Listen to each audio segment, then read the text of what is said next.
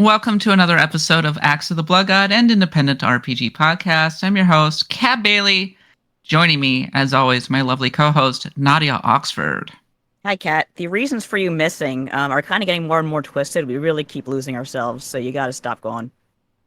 You got to stop going. What was the last reason that you came up with? That's what I'm trying to remember. It was something about milk and cigarettes. No, you were getting paid for your new minifigs as part of your 40K obsession. That's right. Yeah. Oh, okay. I'm a Warhammer 40K influencer now. Exactly. Yes, you are. It's a great okay. The axe of the Blood God squared. Well, I do enjoy the Kat Bailey deep lore that is happening, that is being created on this podcast, but I promise to try and be around a little bit more over the next month or so. Oh, we like making up stories. We're just like, you gotta help us out here because we're getting crazy. Give us some fodder. What was your childhood like? The teacher's back. Okay, kids, you gotta behave now. But you gotta behave. You gotta stop. You gotta stop squirting the water gun in class, Nadia. Sit down, Nadia. Our other, our also joining me is Eric Van Allen. Hi, hello. I never shot a water gun in class. Actually, wait, no, that's a lie. I totally shot a water gun in class. There was a day in high school where we were supposed to do one of many senior pranks that we did, and this one was going to be just a water gun fight in the courtyard that we had. And teachers kind of like got wind of it, and they were like searching bags. They were searching bags as we came in. But I had a water pistol in my shorts. And, good. We still had a handle water gun fight in the courtyard. And you all should have found the narc and taken socks full of soap and done like the Full Metal Jacket thing down. Jeez, Nadia. Well, they ruined a water gun fight. Find the narc. They squealed. God. Well, the whole gang is back together this week, and we're going to have a fun conversation. Fallout 4 is back in the zeitgeist thanks to the Fallout TV show and the release of the next-gen update. So we're doing a Pantheon mini. Fallout 4, Pantheon or Pandaemonium. I think we all have our opinions on this one, some stronger than others. I'm looking at Eric right now, who's acting very innocent. So we'll be starting up that in just a hot second. But hey, if you enjoy the podcast, do us a favor, support us on Patreon, which allows us to make this show happen every week. We've been doing this as an independent podcast since 2021, and we could not do it without you. Just $1 a month will get you access to the Patreon and our Discord, and you can get the show ad-free, which is amazing. Also, we have our monthly podcast, Pantheon of the Blood God, where we do a deep dive to a classic RPG and decide whether or not it deserves to be in the Pantheon. And we have our results for this month. We did a second chance Pantheon for the episodes or the RPGs that kept getting knocked out. And this month, we are going to be doing 13 Sentinels, Aegis Rim. We finally did it. We finally did it. It's happening, Doc. We never have to put 13 Sentinels in a poll again. It's done. We're free. The evil is defeated. And by defeated, I mean, woo! This is going to be fun. A game that is not technically eligible, but we put it into the Pantheon in the poll so many times that whatever, we're going to do this. This is why millennials get participation trophies. We're doing it for the memes. Yeah, we're doing it for the memes. But honestly, like, I'm personally very excited to replay this. I've been wanting an excuse to replay 13 Sentinels and see like how it holds up on a second run. And I am thrilled for Kat Bailey's, I believe, first run of 13 Sentinels. First run. I can't wait to see what we're going to need regular check-ins at certain points once you hit certain things. Because Promise, I'm doing it. Yep. Last night I pulled up the YouTuber Wooly did a very famous Let's Play of 13 Sentinels, and I was watching some of the clips from that where he would just stop after certain story moments and be like, this should just be one of those like horror movie commercials where people are screaming in the theaters, but the commercial for this game should just be like people's minds getting blown. Like just sitting there like, what? So yeah, no, I'm excited for Yeah, this. it's definitely one of those games where I'm thinking, I remember I love the story beats, but I don't remember exactly what the beats were. So I'm pretty much primed to go back. And again, I like to see how it runs on the Switch. Oh Hmm. yeah, I've heard very good things about the Switch version. Oh yeah, so I was gonna ask, should I get this on Steam? Should I get this on Switch? I'm not actually sure. I Not think I on have it on a Steam. platform. It might be PS4. It's not on Yeah, Steam. it's Can't not play it on on Steam Steam. Deck. Vanillaware's games, for whatever reason, they just don't put them on Steam, and Interesting. it hurts me every day. But So good Switch version. yeah, Okay. Switch version surprisingly good. Surprisingly good. Okay. Good to know. I'm gonna get it on Nintendo Switch. Then I might even have it lurking around on my Nintendo Switch somewhere because I I played it think you before. I bought know it, that much. and Yeah. and you didn't have a chance to get back to it because A you got hard distracted Yeah. copy by of it God over knows here. what. Mm-hmm. Yeah, for sure. We're doing a monthly game club over on the Discord. $1 a month will get you into that game club so you can all play along over in the gaming pit. And a special thanks to our intrepid mod team for putting together those forums. It looks great, and I think Thank it's you. been really terrific for keeping the gaming pits, the monthly game clubs going, even past the Pantheon date. So go check that out. It's actually a pretty short game, only like 20 hours, I've learned. Yeah, definitely one of the shorter ones. So I think you can knock this one out in a month. And it's not like there's like any really big games coming out in May anyway. So perfect time to join in on the game club. This is Also, actually, pardonnez-moi. This is actually one of those times where you're kind of in front of a big month of releases, and you have that small lull. Sorry, I just heard like Eric groan in pain. Yeah. You have that small lull to kind of just get something to wind you up and down at the same time. And I think that 13 Sentinel is definitely one of those great games that's like you put in front of a big game release. So now's a great time. Also, I just played 70 hours of Unicorn Overlord. Loved every minute of it. Big Vanillaware brain right now. I'm very excited to go play what a lot of people might say is the best Vanillaware game. So, going to be doing that. Look forward to it this coming month. In the meantime, we record every Saturday, or at least every on the weekend, but usually every Saturday, 9 a.m. Pacific, 12 p.m. Eastern. Show usually starts around 9:15. We do a pre-show with the Stars of Destiny. Then we do a post-show. It's on twitch.tv/bloodgodpod. Please like and subscribe to the show for regular updates when we go live. But we will be doing this pretty much every week on Saturday, 9 a.m. for everybody. And then, of course, the Stars of Destiny get access to our pre-show and post-show. And finally, follow us on all of the social media channels and make sure to buy merch at shop.bloodgodpod.com. Okay, time now for our main topic, the Pantheon Mini. Fallout 4, does it deserve to be in the Pantheon or the Pandaemonium? The Fallout 4 Next Gen update is live, and surprise, surprise, it's had some problems. People have been getting charged despite having PlayStation Plus, or have been struggling to obtain it at all. Over on the Xbox, the 4K quality mode is broken, straight up broken. Only performance mode works. Bug fixes, not really happening. And there are a lot of legacy modes, legacy bugs that are still in there. In short, it is a very Bethesda experience with this next gen update. And don't forget, it breaks basically every critical mod.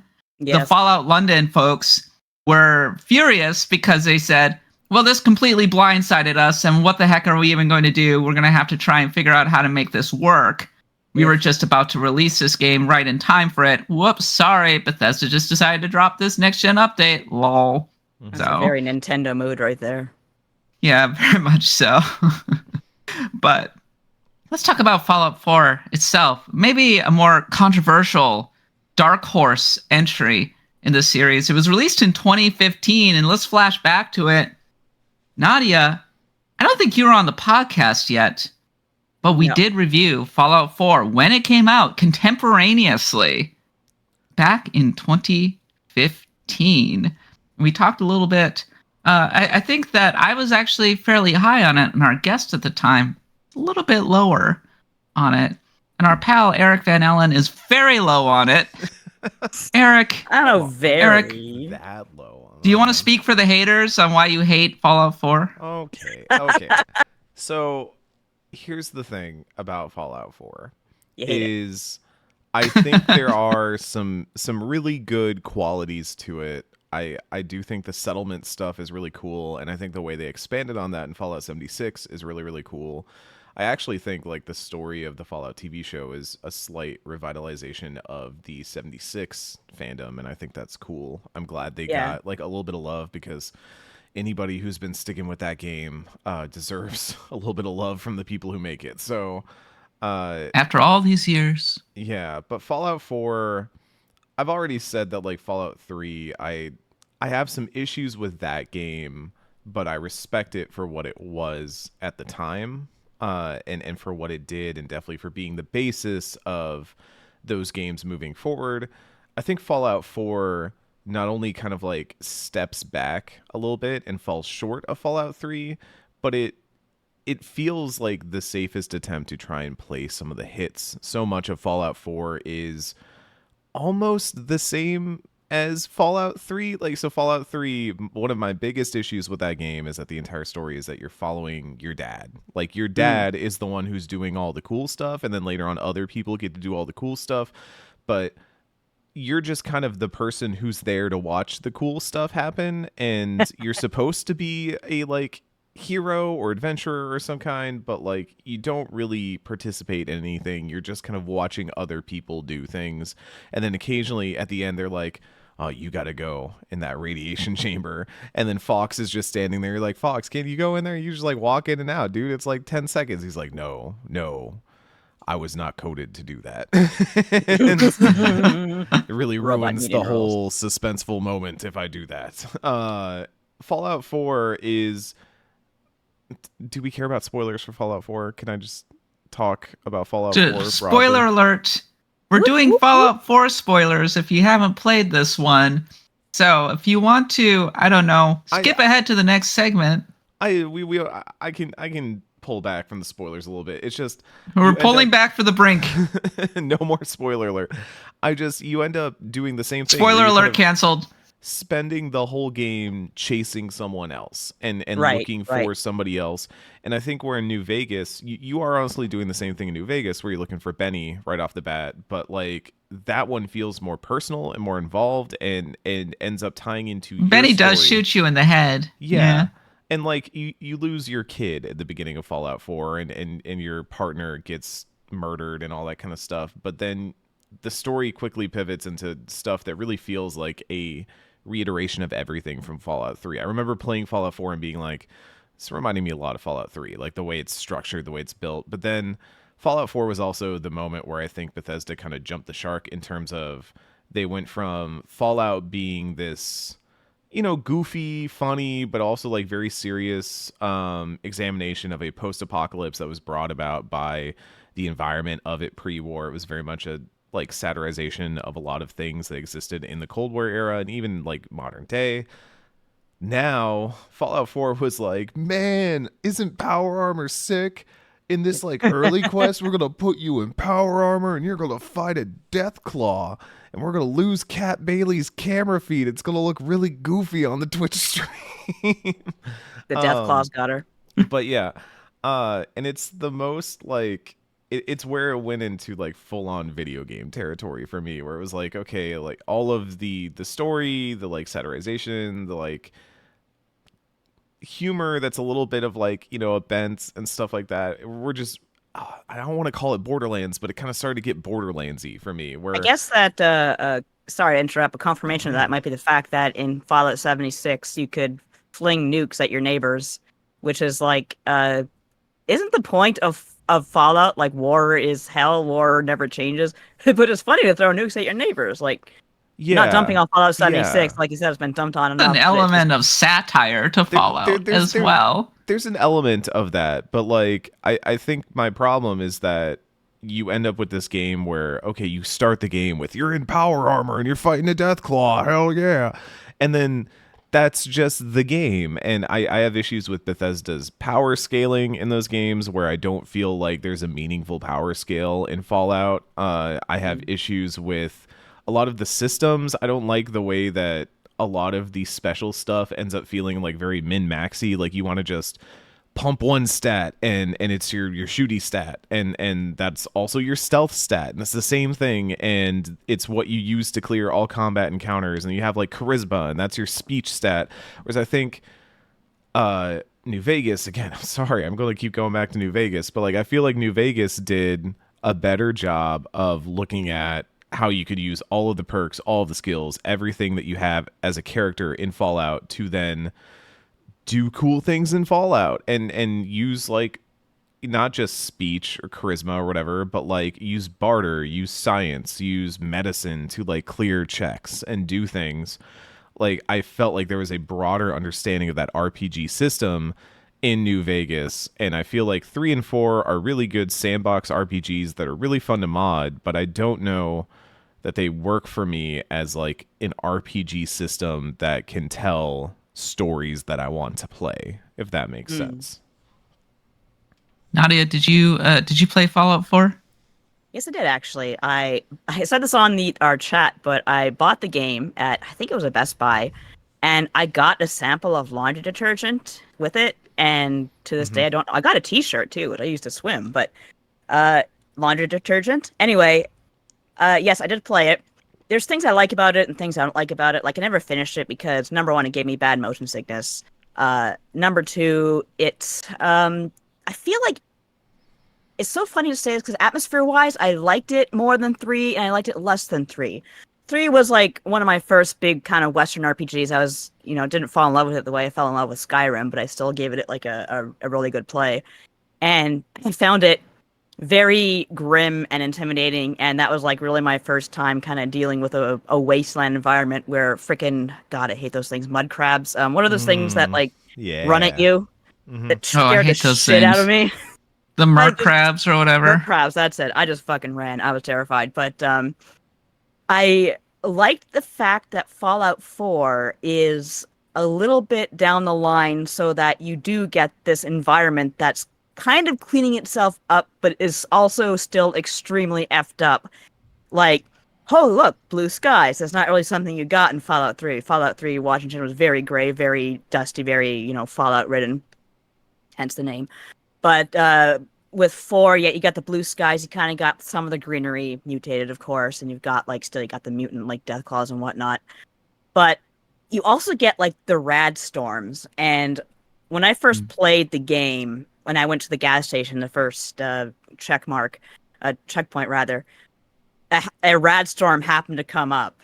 And that was actually really genuinely like a huge first impression on me, because I don't know why the skies are green and why the lightning sounds like crazy effed up stuff, or why my rad counter keeps going off, and that's like a really, really intimidating sound in the game and outside of the game. So yeah, I did play quite a bit of 4, but I didn't really get too far into it. I think by that point I was like, you know what? I'd rather just really play Skyrim. I reviewed Fallout 4 back in the day. It's really disorienting for Fallout 4 to be back in the discourse because that was almost 10 years ago. And I have strong memories of locking myself in my apartment for like a week, eating pizza, sitting in a camping chair right next to my TV, and just playing Fallout 4 basically until my eyeballs fell out. And I actually came away from it with pretty positive feelings, I want to say. It was a memorable experience. And I had a lot of contrarian opinions in my review. I went back and read my review for the first time in like many years. A lot of people say they hate Fallout 4's story. I liked Fallout 4's story. A lot of people said that they didn't like the decision to have the character have a voice rather than being a silent protagonist. Oh, that's fine. I praised that in my review, actually. I said that I liked it. That's fine. Yep. That's it. Eric does not agree. I don't agree. No, that's fine. No, story different discussion. Yeah, I was going to say Eric was making faces talking during protagonist. the story. Who cares? Yeah. Okay. Here was why I liked the story at the time. I was compelled by the mystery of what was going on with the Institute.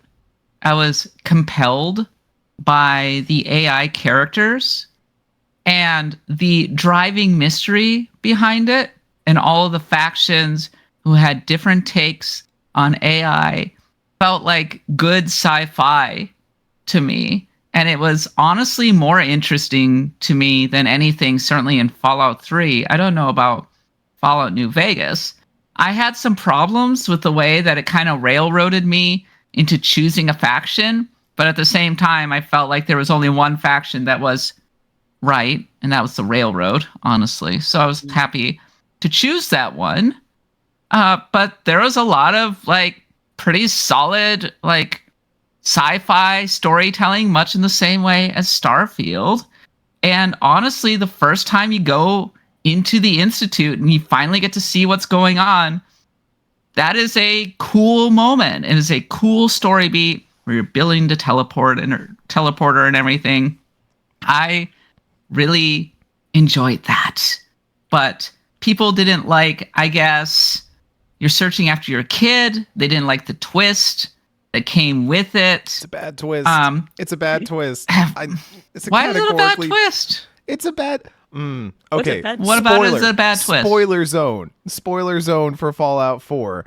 The twist is that it is the same story as Fallout 3 because you're just following your son dad now, and it's son dad who's in charge, and he's basically they have a conceit driving the story. So what? So it's Boss Baby? Is that what you're saying? It just ends up feeling like very silly that at the end of it, it's like, oh, here's son dad, and he was evil and he's bad, or you can side with him. I don't know. And then like, I don't like, I think Bethesda has problems with how it ends, both Fallout 3 and Fallout 4, with how it decides to like, what are the choices you make at the end? They're always factional, but they don't feel very driven by ideology so much as they feel driven by good and evil. Like that's maybe another thing I don't like about Fallout 4 and Fallout 3 is that a lot of factions are either comically evil or comically good. And again, I like situations where there are grays, there are ideas about who you side with, and then even if you have obviously evil faction, there were grays in Fallout 4 though. The whole question of the game was, okay, there's AI and one group wants to murder them. Another group thinks that they should basically be enslaved, but then another group thinks that they should be free. But oh wait, all of these people are saying, but what is the personhood of AI? What if they go and cause problems and everything? And you can kind of go and throw in your choice by which faction you choose from. So it's much more of like almost an intellectual question about the sci-fi question of the personhood of AI, and that's kind of cool to me. I enjoyed it. But then the AI is put up as like, oh, here's the AI. We've got the railroad to get them away from the people who want to like use them as slaves. And I'm like, man, you must have worked with like David Cage on writing this story, huh? Like, context is for cowards, Eric. Yeah. 4 is better than that other game, Detroit Become Human. And okay, it is a little on the nose. It's a little on the nose. It's hitting the nose. It's a little on the hammer. Nose. I get it. But that's what I'm saying is then like the side that wants to like enslave the AI is then comically evil because it's using extremely relevant real world paralogs like parallels to tell its story. And again, this is why I go back, I'm sorry, to Fallout New Vegas, where at least like Caesar's Legion is also comically evil, but they're comically evil with a like point and direction. There's like a reason why they are comically evil, and they have an ideology behind the things they do that is based on real world parallels, but then is applied to the Wasteland in an interesting way. And maybe that's part of my other issue with Fallout 4 is that I feel like the story does not feel uniquely Fallout. It feels like they could have told that same story in Starfield, and it would have been the same thing where you have this mysterious organization that's making synths and filling the wasteland with them, and everyone's like, oh, who's a synth and who's real? It's Battlestar Galactica, I think, is the one where it's who's a Cylon or whatever. It's the only thing I know about that show. But like does a great show, Eric, and you should watch it. Just saying. That's all I know about Battlestar Galactica is that like people are Cylons or don't want to be Cylons, or it's Among Us with Cylons. I don't know. But sorry, I'm bringing some real takes today. Eric, are you gonna make me do like a 5-minute discussion about what Battlestar Galactica circa 2005 was? Because I will. Don't do that. I will monologue about this. But maybe that's my issue with Fallout 4's story, is that it doesn't feel like distinctly Fallout. Where even Fallout 3's story, even though it ends in a giant robot, is still a very like wasteland story to some degree. What a distinctly Fallout story, though. Something that feels like it is built upon the fact that you're in a post-apocalypse that is dealing with the excesses and like drives that caused a nuclear war in the past, and you have this inherent conflict between old power that wants to remain in power, the Enclave, right? Like the Enclave is literally just old dudes that don't want to die. They want to maintain power in the wasteland, versus people who are trying to just get by and make do in this world. You know, people holding on to whatever husks of the earth are still left after a nuclear war, and then people who are trying to just get by, and then people who are just working for whatever goal they see fit. And those are the stories I tend to like the most, because they feel distinct for Fallout. They feel like a story that Fallout is set to tell, is equipped to tell. But other stories I think can fall flat if they're just kind of, we did a sci-fi story, and like those can be occasionally good. And I'll even say like Fallout New Vegas. So fundamentally, the sci-fi story, first of all, Fallout is sci-fi. It is. There's so many sci-fi elements to it. Second of all, is not the personhood of robots and people debating about them, is that not a question of old power versus marginalized people just being told in a more sci-fi setting? It's a very Fallout kind of story in a post-apocalypse. That's kind of cool. Anyway, I liked Fallout 4 setting. I liked the settlements, actually. I had a great time building up the castle, putting all the people in, defending them. A lot of the DLCs added to it quite a bit. Far Harbor DLC really elevates Fallout 4, in my opinion. If you play anything, if there's any reason to play Fallout 4, it's because of Far Harbor, which does legit tell a great story, in my opinion, about it takes place in Maine. And I did get the creepy nuclear cult to nuke themselves because it's a Fallout game. And yes, I know that they did that in Fallout 3. I don't care. It felt great in the moment. I have fond memories of Fallout 4 because a lot of people are like, the Fallout, the Bethesda sort of conceit, the formula is old, it's outdated. We can see past it now. And I don't know, it must be compelling to some people because people are still playing it. And I think what got lost was Starfield, certainly, but is present in Fallout 4, is just the enjoyment of living in this world, wandering, exploring, going to the Salem Witch Museum, doing the little side quests and side stories, stuff like the USS Constitution side story, which is really, really good. The Silver Shroud storyline, which is really, really good. This game has quite a few good side quests, and it's a cliche to say this, but Fallout has always been first in class, especially Bethesda, in environmental storytelling. Fallout 4 is absolutely no different. And if you've never played a Fallout game, you could do much worse than Fallout 4, honestly. I'd recommend it over Fallout 3, which just genuinely feels very old at this point. I agree with you to an extent. I think that, like, I don't know about environmental storytelling. I think Bethesda has things they could learn from Obsidian or even, like, Arcane about environmental storytelling. But I do agree, like, the side quests are there. Like, I think Fallout 4 is a really fun video game. It's an enjoyable video game. I'm not gonna, like, for all the hate I have for it. You have a dog, yeah, so it's kind of fun to work with a dog. You have dog meat. You have the best Fallout NPC in Nick Valentine. It's a just good saying video game. I think my issue is just that I don't know if it's sometimes the same as Skyrim gets put as like one of the greatest RPGs of all time, and I'm like, really?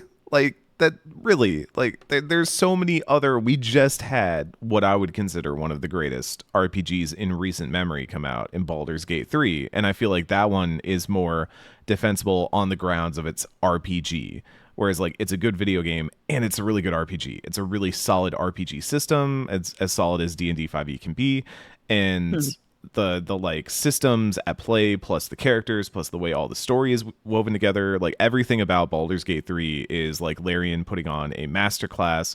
It's shown. We've already talked so much about how good BG3 is. I feel like we're counting the months until we can do a Pantheon about it. But like, I don't 2028, folks.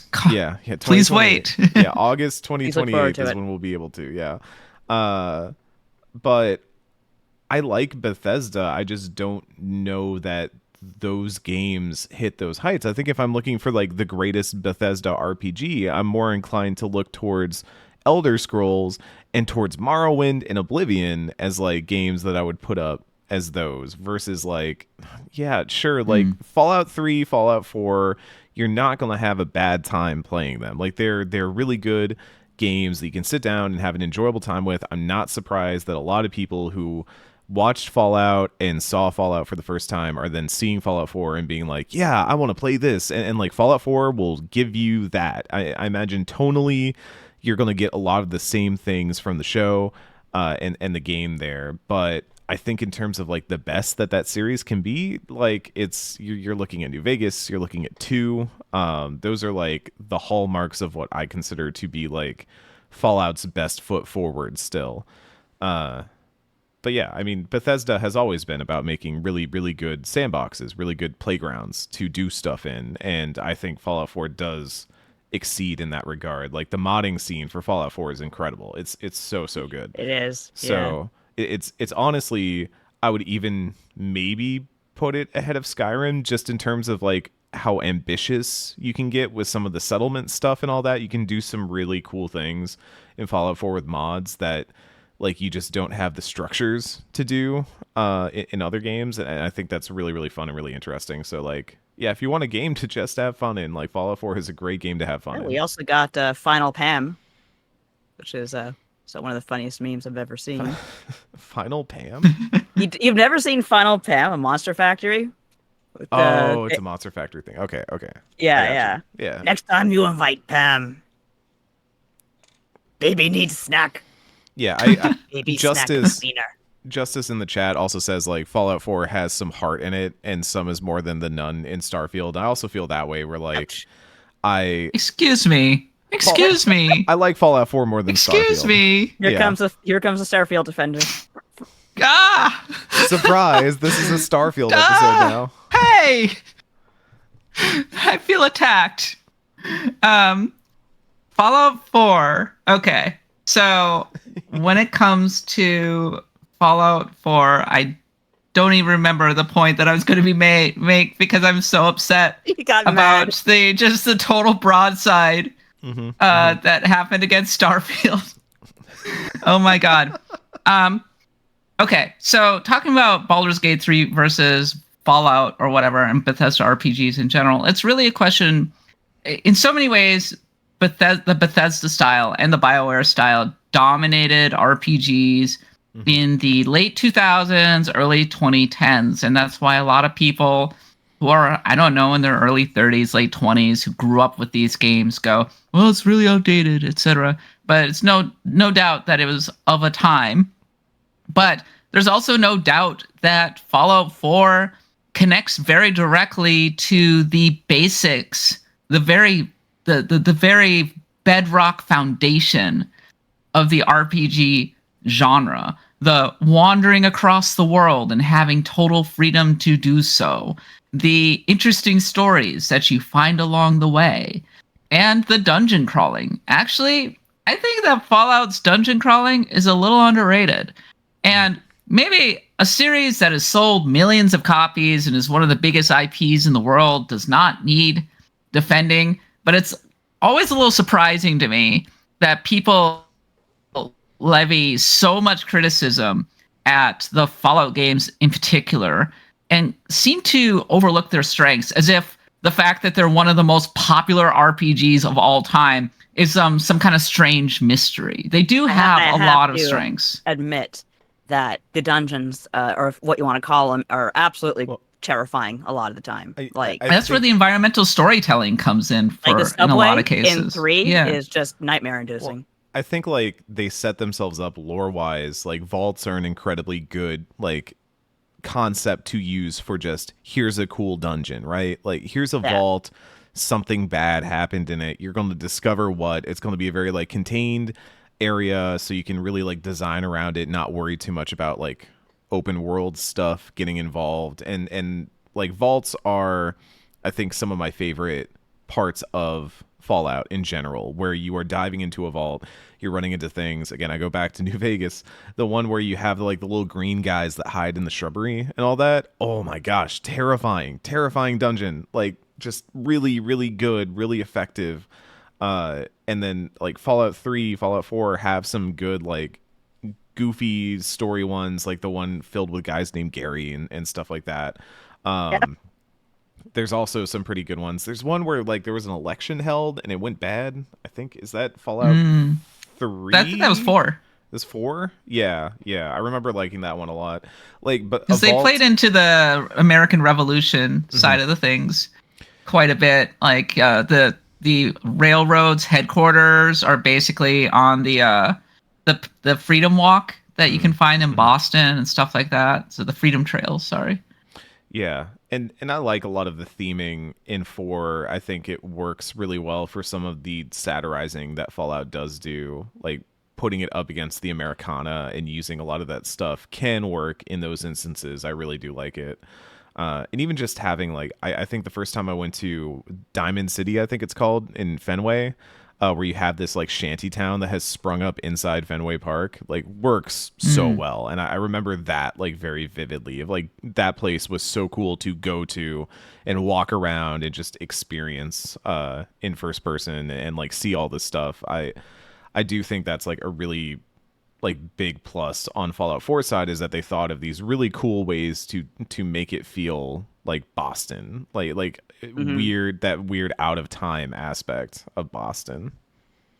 I also want to throw some praise toward the opening of Fallout 4, which is very evocative. I think really well done. There's nothing scarier to me like the scenes in Day After or something, where the televisions change and the newscasters are saying that the missiles are on the way and everybody's scrambling to get into cover. I think the before the apocalypse thing is a lot of fun. It sets up an intriguing mystery. Even you can decide whether or not that mystery ultimately pays off. I know plenty of people don't particularly like how that ends up going. But then the moment where you're waking up in the freezing tube and you see your husband being murdered in front of you, that's pretty chilling, actually. I think Bethesda can be underrated in how well they can do really chilling, and I'm sorry to use this word, cinematic kind of storytelling. So the question of the topic was Fallout 4, Pantheon or Pandaemonium? I wouldn't put Fallout 4 in the Pantheon. It's just the newest Fallout in many ways. I think Far Harbor is in the Pantheon of DLCs. Like, if you haven't played Far Harbor, go play that one. Yeah. It's really tight. I love how there's so many different options in Far Harbor. Great environment. Really, really well done. So there is that for that. But does it deserve to be in the Pandaemonium? Does it, and more specifically, does it deserve as much criticism as it seems to be getting from fans? Like, whenever they say, it's like, well, there's Fallout New Vegas, which is greater than Fallout 3, and then Fallout 4 is like in the frickin' sewers. It's the worst thing ever. I don't think it's that bad. It's not that bad. Not a Pandaemonium game. Like, that's that'd be real bad. No, I think it's fine. It's not my favorite action adventure RPG, but if someone like stuck me in a desert island and said, well, here you go, this is all you get, I probably wouldn't kill myself at first. Give me some time. Would you play the Fallout 4 the mods alone 4? could be a lot of fun. Yeah. Some of the erotic ones broke, according to some of the reports. I think a lot of the mods broke because of the next gen update, sadly. R.I.P. titties. Damn. You hate to see it. Like Fallout 4, it's not a Pandaemonium game, it's not a Pantheon game. It's a good RPG it's a game, that's enough. that you can have a fun time with and enjoy. I don't elevate it to the lofty heights of the Pantheon. It does not sit up there for me, but it does not dip into the pit of the monster seed either. So Monster seed. Monster seed. It is a Pantheon game in terms of memes. I mean, like Preston, we never even talked about Preston Garvey and another settlement needs our help and all of that stuff. This is a goofy freaking game. And I can't believe I reviewed it so long ago, but I'm sure you can hear me referencing it in old episodes of Axe of Bloodgood. I'm pretty sure there's at least one episode, Nadia, where I just talked at length about building up my castle or whatever and forced you to listen to me. So I just want to say thank you for all of that time back in like 2016 welcome. Or whatever. God, I feel like that was just us starting out. Like, was I really part of the podcast or just like, Nadia, I need a early days.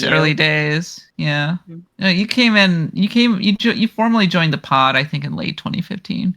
Yeah. So it was around that time for sure. I remember announcing it, But what do you think, dear listener? Fallout 4, Pantheon or Pandaemonium or somewhere in between? We want to hear from you. Leave us a comment or send me a message over on Twitter, twitter.com/the_catbot. I don't acknowledge that other one. Or send me a message at cat@blugupod.com. Okay, that's it for our conversation about Fallout 4. It's now time for a series of random encounters.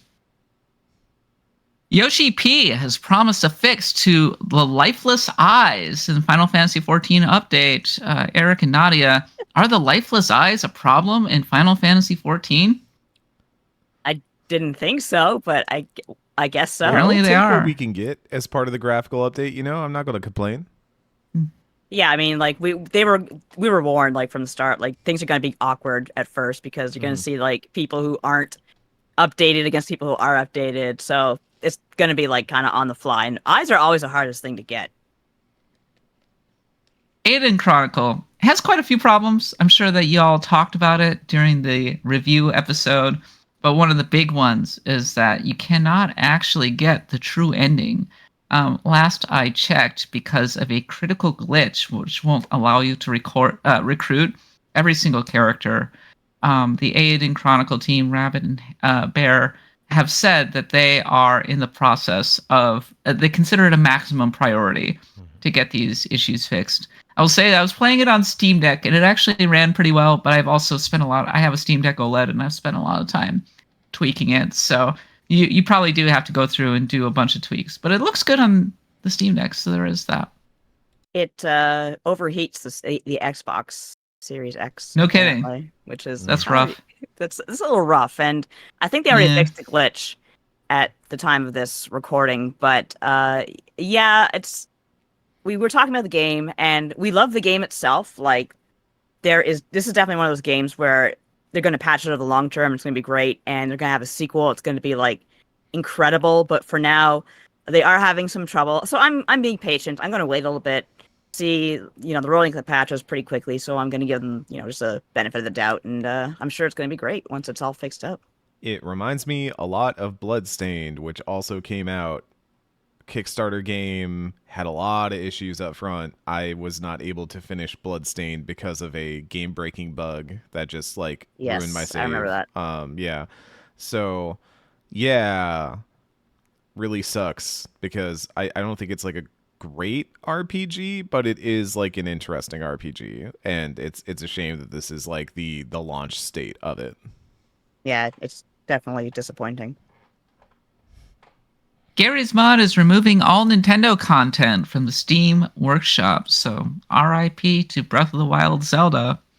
Dragon's Dogma 2 apparently performed favorably and is expected to boost Capcom's profits. In the meantime, Xbox console sales decreased 31% year on year, which is after it had a very large decrease in sales the year before that. So Xbox Series X not doing super well in terms of actual console sales, even with the release of Starfield. The Wizardry remake through Digital Eclipse. I'm actually pretty excited about this one, folks. I asked for a code from them. Is out May 23rd on console and PC. When I had Wizardry on my mind when I said that. Fallout goes back to the very bedrock of the RPG genre, just in the sense of that first-person dungeon crawling experience where you have a bunch of items and you're like watching your ammo and praying that you don't run out of power or anything like that, and ghouls are coming out of the walls. Very good stuff. So I'm looking forward to checking it out. In releases, Saga Emerald Beyond is out now. It seems to be getting decent reviews as far as Saga games go. We have less Saga expertise here on Axe of the Blood God, which is maybe one reason we haven't talked about it quite as much. But our good pal Jeremy Parrish is a big Saga fan, so I look forward to his thoughts. Yeah. Yes. Yeah. We were actually talking a little bit. It's like, what's the best Saga game? And I think we were kind of landing on the original Saga Frontier, maybe, but we were talking like a few others were discussed as well. It's a weird series. It's unique, at least. So, and I know that it has its fans. If you're a Saga fan, let me know why. I want to hear like what really brings you to the Saga games. In the meantime, Saga Emerald Beyond is out now. And finally, Metaphor ReFantazio, the new RPG by the team behind Persona 3, 4, and 5, including Hashino and Shoji Meguro and all those guys, Sojima. It's going to be out October 11th on the PlayStation and Xbox and PC. Did I just say Xbox? Xbox and PC. It's being marketed as almost an Xbox exclusive, even though it's not. It has some marketing exclusive. Yeah. But I noticed it has some muscle there. But I gotta say Xbox. Okay, that's got to be the next Xbox. It's the original. That's Xbox. What they. Xbox. Mm-hmm. That's the nickname for outside Xbox, I should mention. But Metaphor ReFantazio. We also got kind of a deeper dive into the actual gameplay and the structure. There was a lot of discussion. Did you all see the 30-minute presentation that they did, the showcase? Do we have Eric is nodding his head. Eric, thoughts? I think outside of maybe one or two other games, this is my most anticipated game of this year. I really, really am looking forward to it, mostly because it feels like they are. I was worried they were going to just try to make high fantasy Persona, and they kind of did in some ways. They talked about how there's time management and you have like time that you move between cities because you're on this big goofy looking mass production Ava looking ship running across the ground that takes days to travel between cities, and I think that's really, really cool. That's an interesting way to do time management that isn't just here's a calendar, but that looks really interesting. But they're not doing romance, which is great because God knows that. Look, social links are great. I love social links. There are social links in this game. They were like, you can spend time and hang out with your, friends and stuff like that. But romance is a real mixed bag when it comes to Persona, and ends up being the place where some of the weirdest and oddest discourses I've ever seen in my life take place. So we're not only going to high fantasy land, isekai world, whatever, but like we're also not doing romance. That's great. That's great to me. And the mix of action RPG and turn-based combat where you're kind of doing this like slashing on the field, and then when it's clear that like, oh, this is an enemy that I'm going to have to actually fight, you can like hit the squad strike button and go into turn-based, and you even have these kind of like entrance attacks where you start the squad strike and then one of your party members gets like a free hit in and stuff like that. I think that is the coolest idea I've seen. Of a lot of RPGs have been going like, okay, we're going to go full action like 16, or we're going to kind of like walk the line like 7 Remake and Rebirth did, or we're going to stay turn-based the way that like Octopath has. This is a cool way to keep both sides and kind of also cut out a lot of the clutter of, okay, you can action hack and slash the mobs that don't mean anything. You just walk up and hit your attack button and poof, they're dead. Like, great if you just need to grind out some mats, or you just need to like knock them out of your way as you're going back through an area you were in like 10 hours ago and you've out leveled. Like, that's great. But then once you actually want to do a fight, you want to do like a big fight, hit that squad strike button, and now everybody hops in and you're doing turn-based combat. Love that. Love that everybody has the wild card from Persona so they can all swap.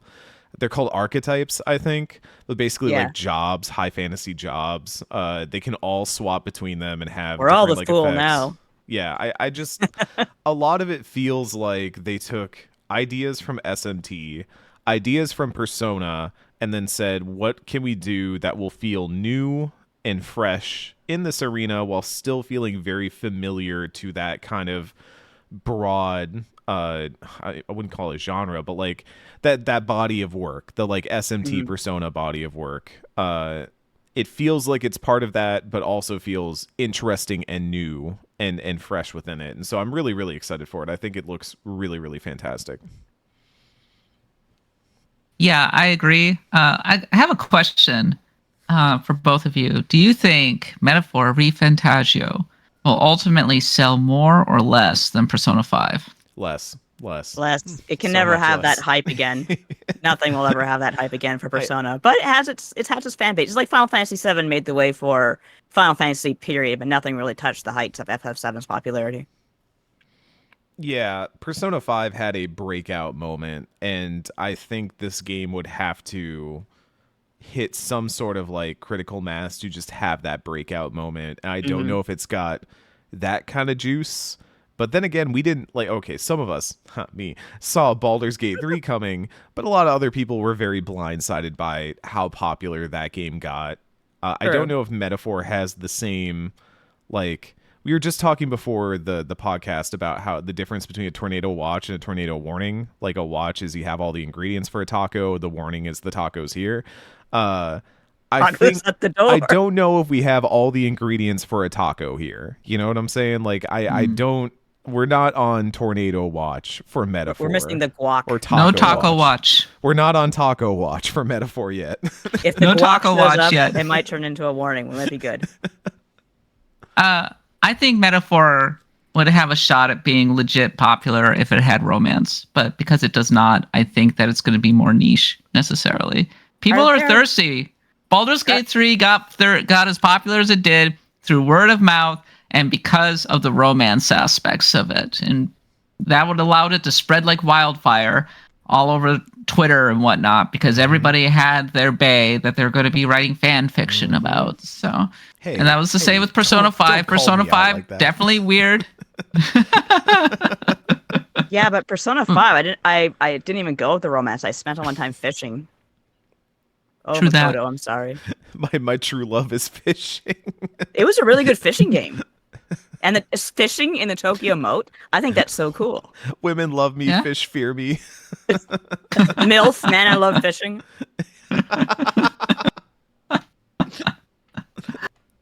I think that in 6 months, it's entirely possible that we're calling Metaphor ReFantazio our game of the year and our best RPG of the year, that we'll all be going crazy for it. And then we'll be like, why is nobody playing this game? This game is just so good. Somebody also pointed out in the general gaming channel over on the Discord that the way that they handle the time management is reminiscent of how I had wished that Starfield had handled time management, where like you're in warp and time is passing, and this is a chance for you to go and go do events and whatnot. And I thought about it, I was like, oh yeah, that's like totally true. Except Bethesda would never do that, because Bethesda is all about the exploration. They're not as much about the character interactions. And so trying to shoehorn the character interactions into an exploration forward game makes for some really awkward stuff where Andrea is going, hey, can I talk to you for a second? While bullets are flying all over the place. Yeah. That's a good time to confess your sins. No, I think the mobile base is such a good idea, really a good good concept to ground this all Starfield, around. why didn't you do that? For the love of God! I love Yeah. mobile Oh my games. God! It's the Normandy. You like, really blew it. I feel you like that's blew the it. thing I always go back to is like it reminds me of the Normandy from Mass Effect. Of like that is such a good concept for. We have, and that one wasn't even like moving. It was just like a separate zone you went to organize where you were going to go next. But like having this sort of home base that you return to, I think facilitates RPG stuff very well in a single player setting. And I think Metaphor is very cognizant of that, is very aware of that. So I love that. I'm looking forward to it. What else is coming out in October? Maybe that'll have something to do with how it does as well. Oh, not much right now. Well, I feel like June is when we're going to hear a lot about what's coming out in the fall. Yeah. I think that 2 games that we can probably expect to be seeing this year are Avowed. I think there's a very good chance that one's going to be out. And all signs point to Dragon Age being out this year, come hook or by crook. So those are some of the major contenders this year. Yeah, it's going to be interesting for sure. Much like a small child standing at the edge of a pool, we've got to push Dragon Age into the deep end, and it's got to sink or swim. It's got its moment coming. Because I can see a really sad situation. Not saying I want this to happen or it will happen, but where Dreadwolf comes out around the same time, and it's really disappointing, and everyone kind of like latches to what do you call it, for comfort, for JRPG comfort.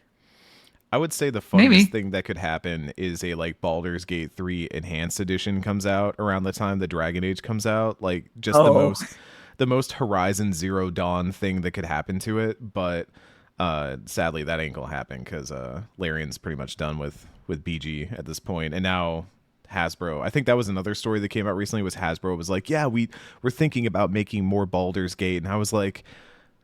Good luck. Don't. No. We've got Asterion at home. You don't need to. You're good. Like, let BG3 live. I think the biggest, from a sales standpoint, I think the most successful RPG this year is going to be Kingdom Come Deliverance 2, which really fits into the. It was a niche kind of cult success. It ended up selling 6 million copies, if you can believe that. And it's probably going to have a lot of word of mouth when it comes out in September. It's going to be a big guide game. There's going to be a lot to do. People are going to come into it and be like, what is going on with this game? This is frustrating. A lot depends on how janky it is. They talked about having like 250 people on their studio team now. But, I mean, that's tiny compared to, like, Larian, which had multiple studios worldwide, for example, working on their game. And the sheer amount of dialogue and everything and the choices that they had to make, it kind of makes me wonder if Kingdom Come is going to be able to even come close to matching that. But if you're not familiar with Kingdom Come, by the way, it's, how would I describe it? Skyrim, but set medieval Bohemia. And it's supposed to be super realistic. Well, it's the original game's take on historical authenticity was quite controversial at the time because they basically said there were no such thing as people of color in Eastern Europe at that time. Very controversial. Kingdom Come 2, I actually put that to them and said, so yeah, has your take changed?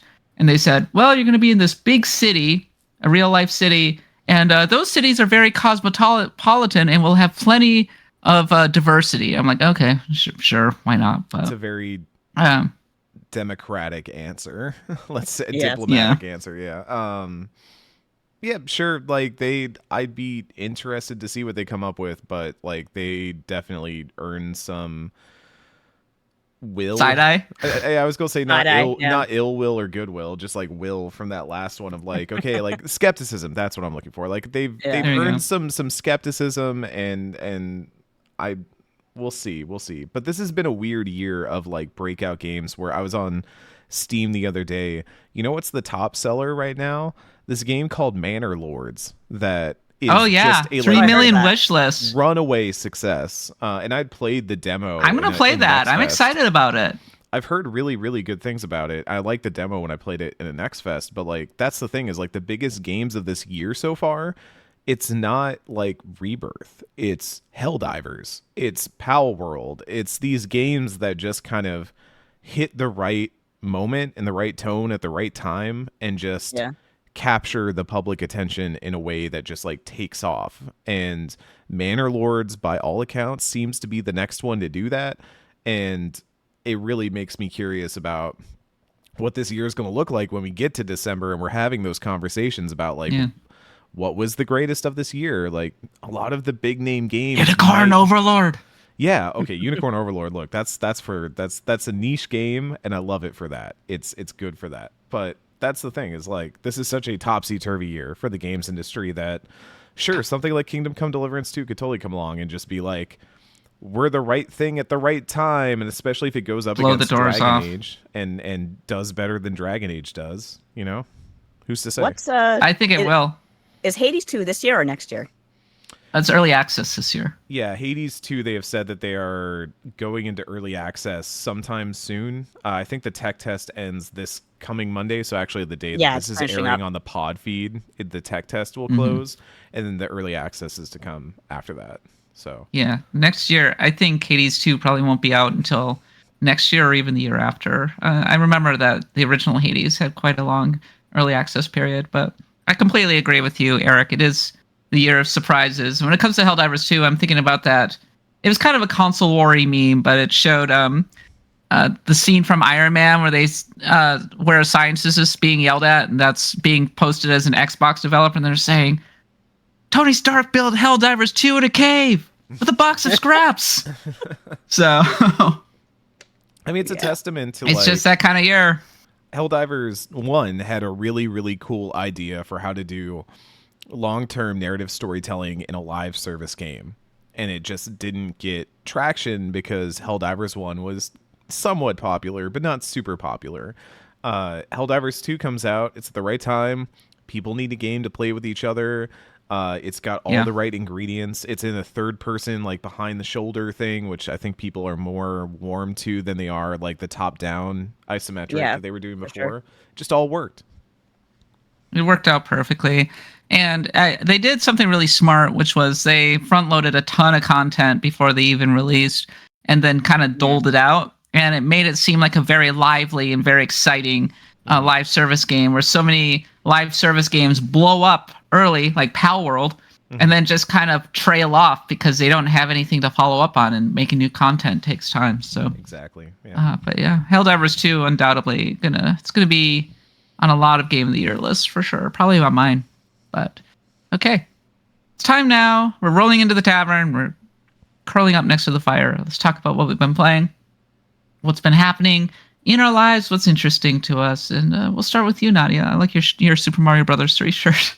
Oh, thank you. Isn't that like such a striking box art image? Like I think it's one of the best. It is. It's been parodied a million times. It's one of my favorites. I wish I had a boxed copy of Mario 3 just sitting around, and like I wish I could get it signed by Miyamoto. That'd be like the crowning achievement. But do you remember the Mario 3 commercial, like Mario, and they were making the Mario face? Like, you know, you and I are old enough to remember that, seeing that on TV and how exciting it was. Yeah, good times. But what am I playing right now? Not Mario 3. I am playing. Interestingly, I somehow got obsessed with Mario's Picross for the Super Famicom, because that came on to the Nintendo Online. And I like Picross. I hate numbers. So if you give me an image you can kind of associate it with that number, I understand it a lot better. Not to say I'm great at the game, but it's just extremely relaxing to play, and I like Picross. And also playing, like Eric and I were talking about, FF14 doing his Yokai Watch Hunt, which is a lot of fun, because that's like if you're just kind of starting the game, or you're leveling up a character, you can join these fates, which give you a lot of experience, and they go very fast. Everyone's there getting yokai medals, and everyone clearing that shit so fast. Like I said on Twitter, basically the week before, a couple weeks before, everyone was doing the FF16 content, so everyone was running around with these Torgal minions, these little tiny puppies. And then the Yokai Watch event started, and all the Torgals turned into Jabanians. So I said, like, my friendship has ended with Torgal. Jabanian's my best friend now, because that's pretty much what it looks like when you go kind of hang around Limsa Lominsa now. So yeah, just kind of grinding some of those. Still leveling up my Scholar, too cowardly to actually use it in public, but what are you going to do? Also, still playing Nier. I'm hoping I can finish it in time for our Pantheon, but I'm really frustrated right now because I'm stuck on a side quest that I should get the hell out of already. It's the forest treasure one, if you remember that, where you have to look for 3 items that are hidden somewhere in the stupid forest castle, which is a gorgeous, gorgeous backdrop. Like, one of the most beautiful things I've seen in a video game, but F that quest. Nadia, have you seen an ending yet in Nier? No, I haven't. Oh, there's too many side quests. You're I'm not getting gonna, distracted. you're not going to finish it by Pantheon time. Oh shit. Well, I'm still going to talk about it. Really? Should I? I'm going to humbly request that you stop doing side quests in that game and you just mainline the story, because the side quests are a lot. They are also wholly unnecessary. They're just there if you want them, but like there's only one side quest I think is like really, really important, and it's only really important if you played Nier Replicant. So like when we do the Pantheon, I want to be able to talk about this game holistically, and I don't want to spoil it for you is like the other problem. So yeah. I'll be head down and I'll get this done. Yeah, I need you to start seeing endings. Come on, let's go. Endings. Start seeing endings, Nadia. Yeah, right, I'll take a lot of drugs. That's how I start seeing endings, all right? Yeah, on that note, we are going to be recording the Pantheon on Monday or Tuesday. We haven't said it, but right now it looks like our guest is going to be Rebecca Valentine from IGN.com, here to talk to us about Nier Automata. So it's going to be a fun one. Please look forward to it. And it'll be out on May 1st for all of our subscribers at the $10 level and above. So yes, it looks like we're doing Tuesday. Reb literally just texted me and said, not Monday, Tuesday. Okay. Recording on Tuesday. That works. Okay. Yeah. For me, it was Tuesday. For me, it was Tuesday. As for me, I'm currently on my little East Coast tour. I was in New York for a week and a half, and now here I am in beautiful Richmond, Virginia. And yesterday I went to Busch Gardens. Ooh. The subject of the famous parody in The Simpsons, Duff Gardens. Mm-hmm. And oh, really? I didn't know that. Yeah. I had a wonderful time. I haven't been to an amusement park since before the pandemic. So it was really enjoyable just to spend. I spent like basically the whole afternoon and evening there. I was there until it closed. We got like the food. They had this food tour experience. And so I was going around to all of the countries in Busch Gardens, like, here's Italy, here's Germany, now you're in France. I'm like, yeah, sure, whatever. And I was having stuff like shrimp etouffee and whatnot. Duff beer for a me. lot of little cocktails, mixed drinks. I was riding roller coasters, and I rode the Pantheon. The Pantheon was there. Yeah, they had a whole Pantheon go in the Pantheon. They did a whole themed roller coaster based on our podcast for Famous now. I saw all of the RPG legends there. I saw Phantasy Star. I saw Persona 5. Did you wave at Suikoden 2? So I was like, wow, Suikoden 2's over there. Spoiler for the Pantheon. Suikoden 2. Surprise, surprise. It's in the top 25, so whatever. But no, the Pantheon is a pretty sick roller coaster, I have to say. It's the fastest multi-launch roller coaster in the world, and you're doing things like you're going up the hill and then you're going backward, and then you're like going and doing these crazy corkscrews and upside downs. Yeah. The Canada's Wonderland has the bat that does the same thing. And there's this giant loop hill thing, which they call basically Mount Olympus, where you go up and then you do a twist, and then you're going down basically upside down this giant straight down drop. There's a ton of roller coasters that just literally straight down. It's crazy, to the point where you're almost inverted as you're going down. It was nuts. But we did all of the roller coasters there, and I have to say strong marks for Busch Gardens in Williamsburg. So, but I also I finished Unicorn Overlord, and it was a phenomenal game. On the roller coaster. I'm done with that. That's the game I was playing. I was really pushing through, managed to get done on my last day of New York. I forgot my Switch at home Oh no. However, I got to New York. I was able to switch over to put my profile on the Switch where I was in New York, download my cloud saves, pick up Unicorn Overlord without any problems. We even played split screen Stardew Valley, played some Balatro, won my first run in Balatro, had a great time. So for once, Nintendo technology works, everybody. Sometimes it does at the most crucial points in time. And it fails at the most crucial points in time, too. It really knows how to make you hate and love it at the same time. Hits you with one hand, feeds you with the other.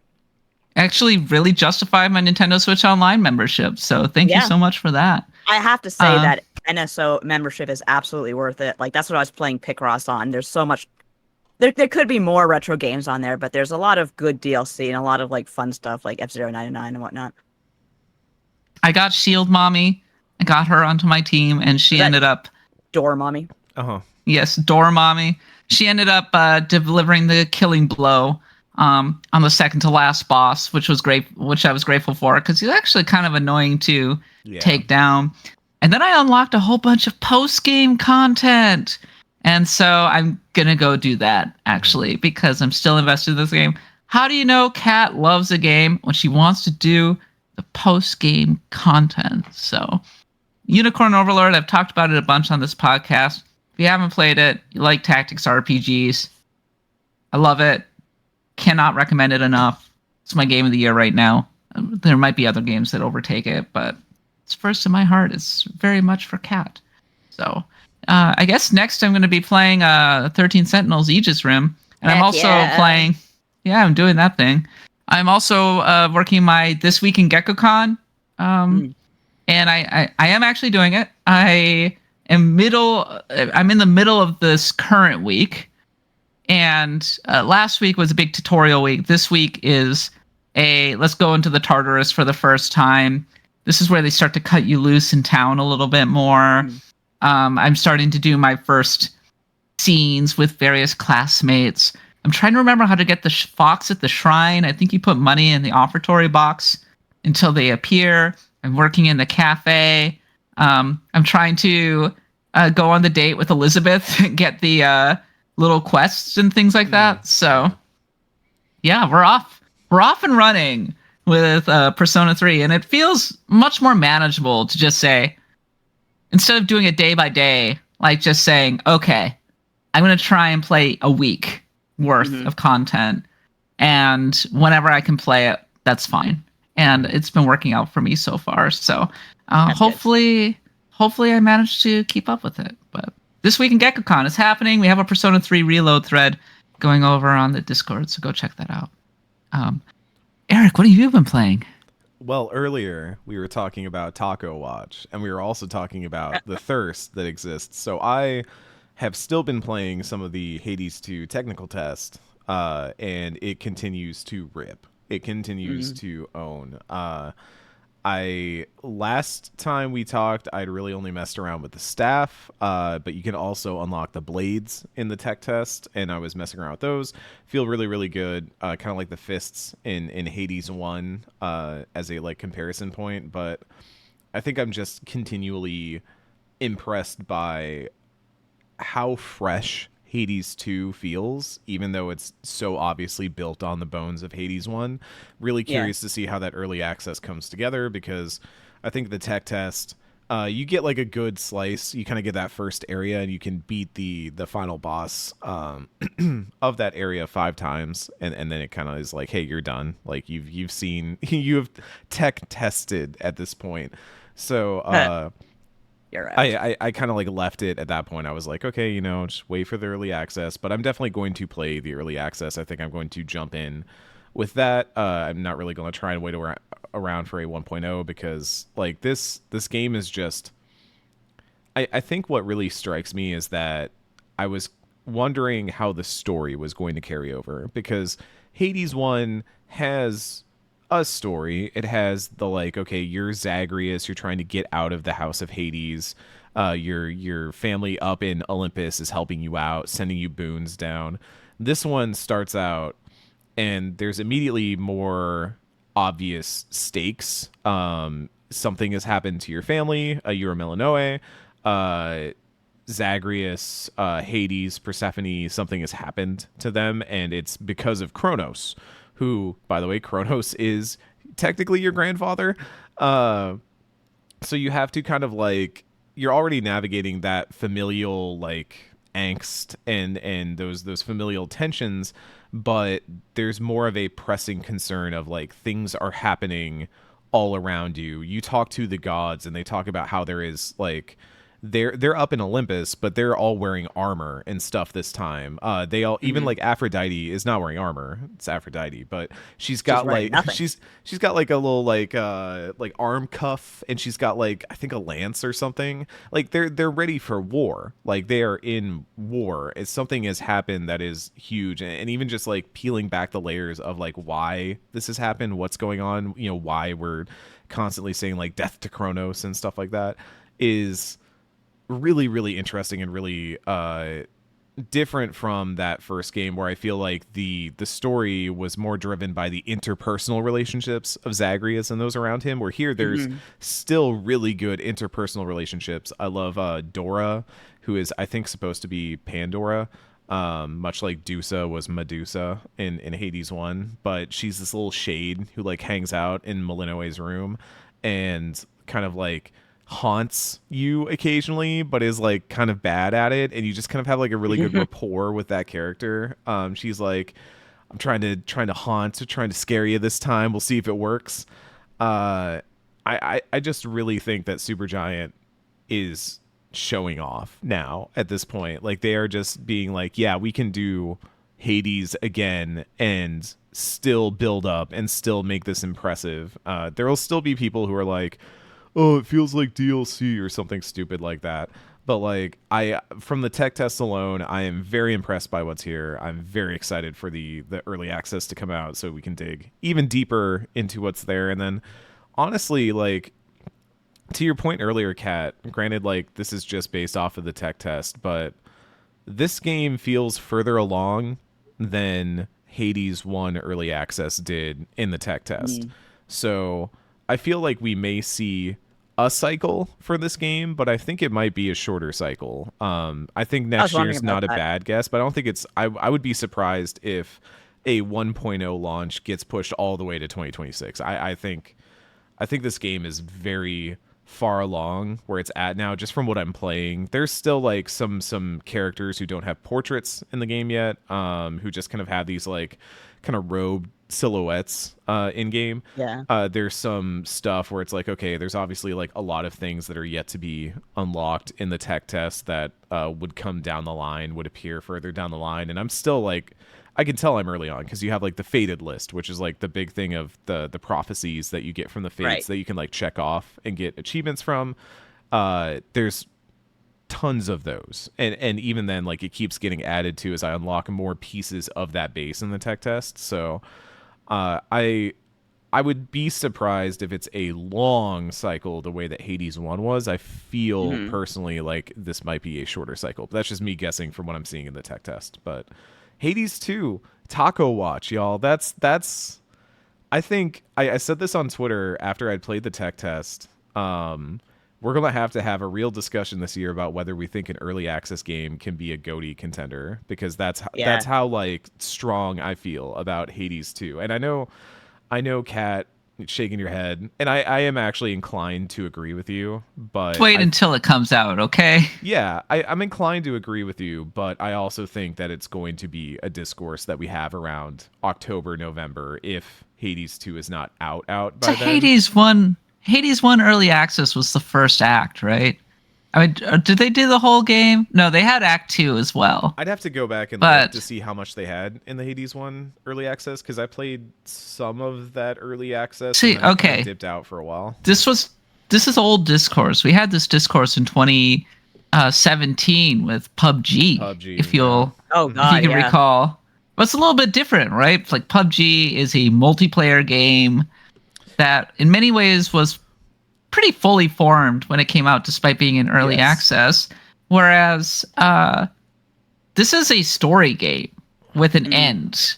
So it feels pretty weird to me to call a story game with a defined ending a game of the year contender. at this point. So I agree with that. We had this discussion internally at Detoid last year about Lethal Company because a lot of people were very hot about Lethal Company at the end of the year. And we ultimately decided that, like, yes, Lethal Company is still in development, but like the actual game that you are playing, the loop, is like fully present in that game as it is right now.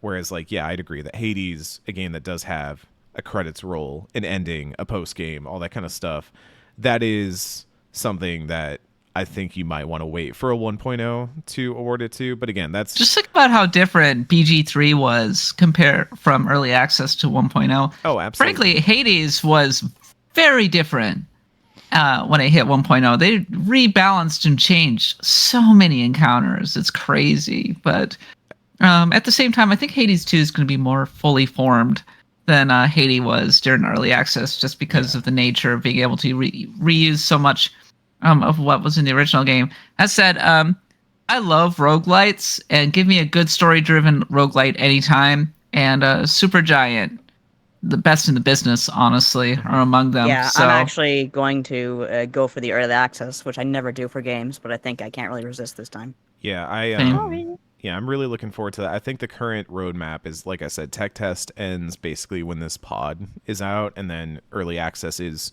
sometime after that, but it is coming soon, they have said. They said very soon, yeah. Yeah, I'm looking forward to that. Really looking forward to just playing more of this, because it's a game that, like I said, I had to stop myself with the tech test and say, like, okay, I'm done here, because I don't want to play more of it yet. I want to see it once it hits early access and I can play more of that. And I just can't emphasize enough, like, I'm very impressed by what's here so far. And I really do think that even if it's not, an award contender or anything like that, I think Hades 2, when it hits early access, is going to make a very big splash. And Hades 1 made a huge splash. I would say it arguably put Supergiant on the map in a way that its previous games did not. I love Bastion, Transistor, Empire. They're all freaking fantastic games, but none of them saw mainstream appeal the way that Hades did. And I would hope that Hades 2 gets some similar love when it hits early access. Big same. Okay, that's it for the tavern. Time now for Nadia to take us home. Yeah, it's actually funny you mentioned roller coasters, because this is one I've been saving for a while. You just kind of sparked it in my head.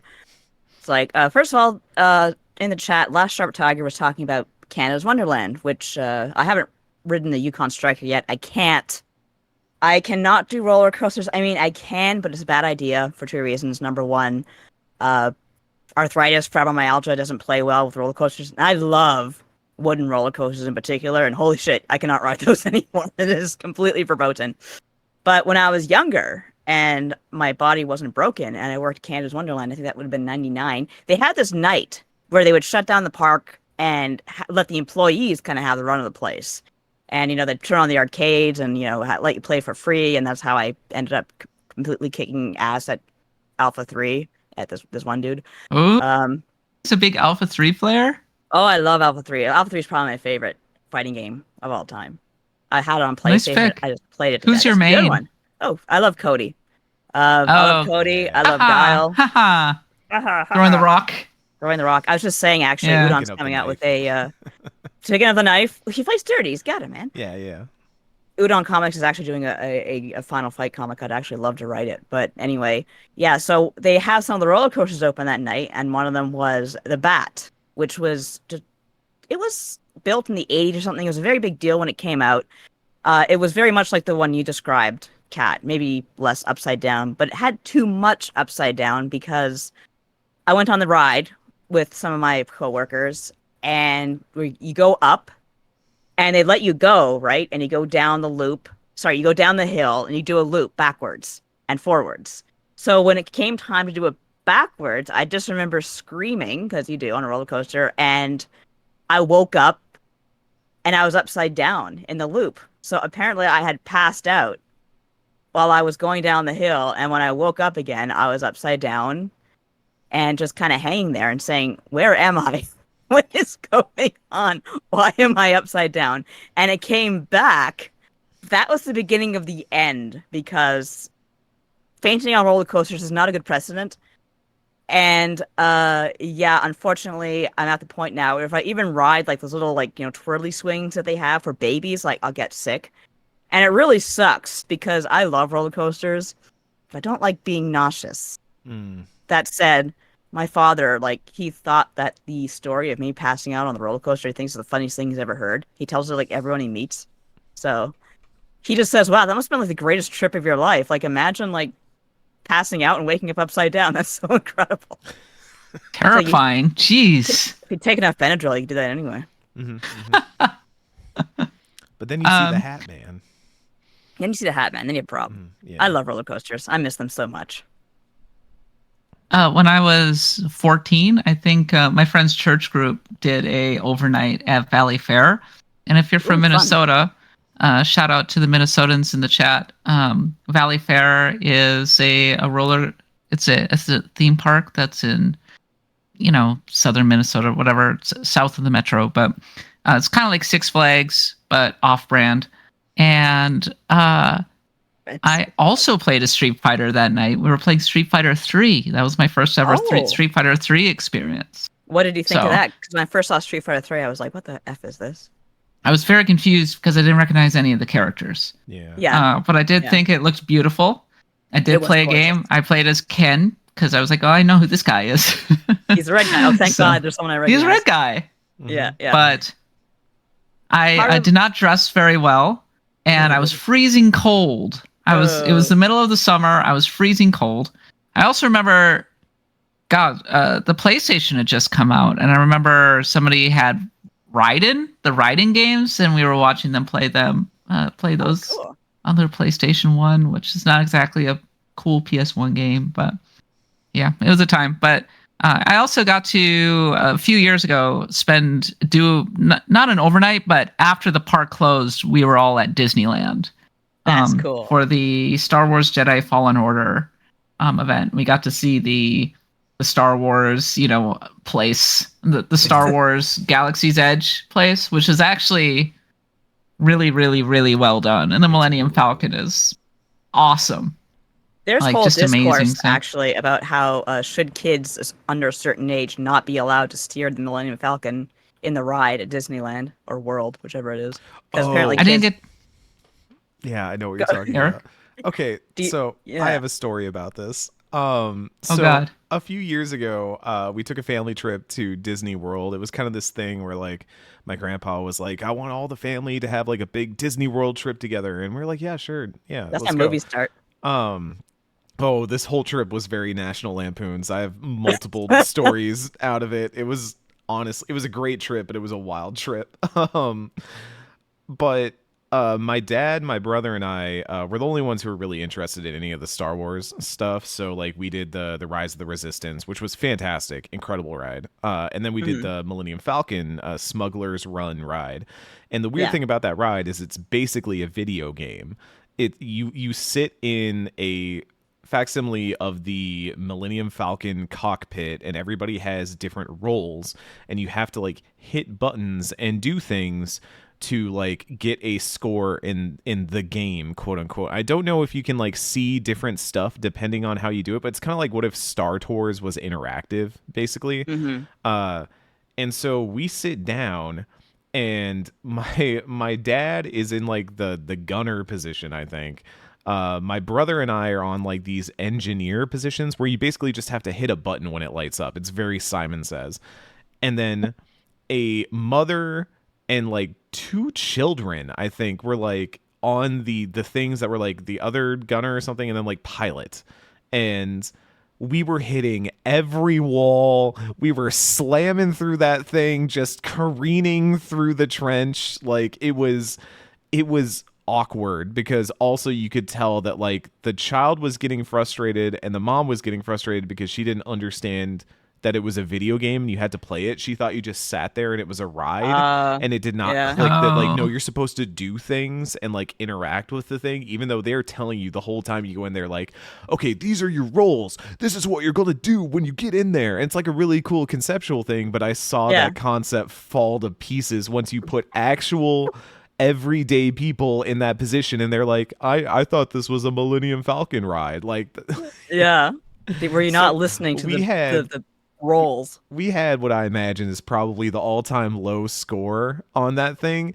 And like, again, my brother and I were just sitting in the back and just sitting there like, okay, we're gonna hit the button when it pops up. Hey, avoid the walls. Please don't hit walls. That's not what smugglers do. Yeah, it was it was a real journey. So you can see why, yeah, there's discourse around this whole thing, and some people say no, kids should be allowed to enjoy Disney World, which I get, but also slamming in the walls in a ride that you have also waited for hours is not fun. Yeah, I don't know what the answer is, because you'd have to like tell them that like, hey, this is like a video game. Like, you're going to have to like do things, and if you want to be the person that just doesn't do much, there are 2 seats in the back where all you have to do is hit a button when it lights up. That's all you got to do. It was the easiest You can do thing. it, kid. Yeah, I was sitting there like bored out of my mind, like bump, bump. And it was funny because I think like the in-universe thing is that like you're doing repairs, so I was just hitting that button every time we hit a wall. It was just, yeah. It's like Homer and the drinking bird with the Y. Yeah, pecking at it. I think this was a case of the kid was too young for the video game thing to click, and the mom had no idea what was going on. So you had bad luck by the sounds of it. It was the best worst case scenario for that. It was the perfect storm of the Millennium Falcon crashing into a canyon. But the Star Wars stuff at Disney is really, really impressive, even just from like a design standpoint. It's so cool to walk around and see all that stuff. We got a ton of peak pictures. theme park. I heard the Rise of the Resistance ride is fantastic, and I would love to do it someday. It is incredible because I think the ride itself is very good, but also the way they kind of lead you into it is really good. And that's like the thing that I think Disney does better than everyone else is like, it's not just we have cool roller coasters like a Six Flags or something, but like the design, the cues, everything is like so well made and so well done. And I think Rise of the Resistance, although it probably moves a lot slower than the other rides because of how much they do to kind of build up to the actual ride itself and then do the ride, it is super effective and super memorable because of that. So, yeah, I would absolutely, if you ever go to Disney again and you have the opportunity, even if you have to do like the stupid, I pay $15 to lightning pass this or whatever, like it is worth it. It is wholly worth it.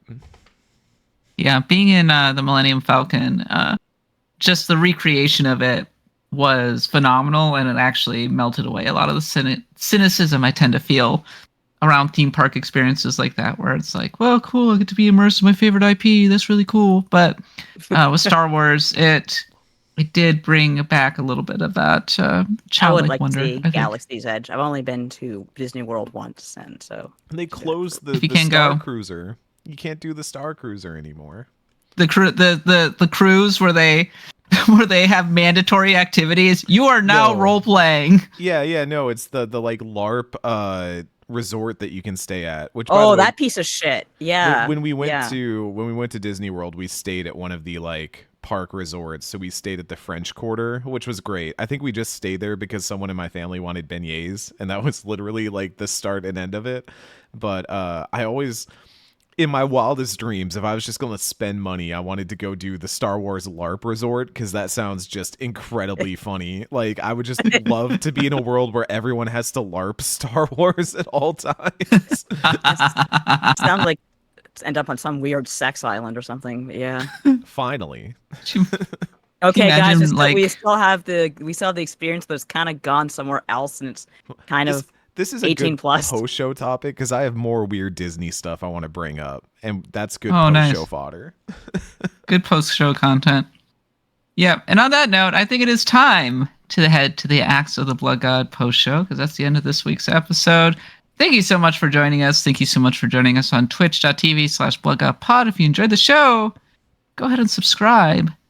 We'll get updates. You'll be able to know when we're live streaming. Eric's been doing his time trials streams. Have you finished Chrono Trigger yet, Eric? No, but we're going to play more tomorrow because I'm finally not sick and not busy. So tomorrow, let's go. I think we're going to do... shoot, what do we have left to do in Chrono Trigger? I've done the Rainbow Shell. I've done the desert in the forest and turning that around. Did you do the factory in the future? We should probably do future. We should probably do the future stuff with Robo, I imagine. Yes. And then there's probably I wanted to figure out what's up with that ghost. There was a ghost that we fought. And I want to figure out what's up with that. So I think that's next stream tomorrow, 9 a.m. Pacific. We're gonna go to the future and then figure out what's up with that ghost. But we are getting close to the point where I will actually be finishing Chrono Trigger, and at that point, once I know that we are like going to do the final run of that game, my plan is I will kind of put a poll in the Discord to see like what a good time is for everybody, so we can try to have everybody tune in live. We are going to finish the game, and then I understand that there are multiple endings to this game, so we might then boot up a YouTube like supercut of all the different endings and just have ourselves a little popcorn party watching all of that and maybe talking about Chrono Trigger as we watch through all that. I will be there. We'll have a big old celebration. Then also, as promised, we will do a Chrono Trigger special just to talk about Chrono Trigger, because we're not going to do a Pantheon. It's time. But yeah, we want to talk about Chrono Trigger. And then after that, we'll start FF6, and that'll be a fun time too. So look forward to that. Let's go. I can't wait for the FF6 one. So yeah, go check that out, twitch.tv/bloodgodpod. We also do the weekly recording every Saturday, 9:15 a.m. Pacific, 12:15 p.m. Eastern. We have our Patreon where you can subscribe and get episodes ad-free for just $1 a month, or you can get access to the Pantheon for $10 a month, and also special episodes of Charlie and Dropouts for $5 a month. Or you can join our Stars of Destiny for access to our pre-show and post-show content. This week we're joined by Abby of the Moon, Anthrax Bees, Zix, Criminal Justice, who's one of our mods. Thank you so much, Criminal Justice. Drew RWX, Sardin, Harvest Lunatic, JB, Cal L, Kara 313, Laguna Matata, Mike versus the World, and Spooky Man BR. We had a great turnout today. Thank you so much for coming in. Make sure to go check out our merch shop, shop.bloodgodpod.com. We'll be back next week, as always, to talk more about the genre we love. But until then, for Nadia, Eric, myself, thanks for listening, and happy adventuring.